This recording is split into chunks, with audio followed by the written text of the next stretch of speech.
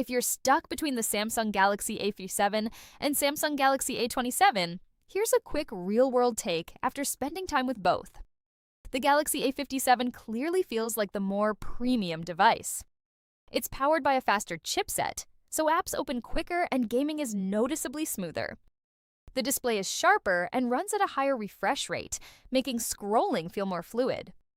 The Galaxy A27, on the other hand, is built for budget users. It handles daily tasks like calls, WhatsApp, and YouTube just fine, but you will notice lag with heavier apps and multitasking. Camera-wise, the A57 pulls ahead with better detail and stronger low-light performance, while the A27 keeps things very basic but usable. Battery life on both is solid, easily lasting a full day, though the A57 charges a bit faster. So overall, if you can stretch your budget, the A47 is the better long-term pick. But if price is your main concern, the A27 still gets the job done. Thanks for watching. See you soon.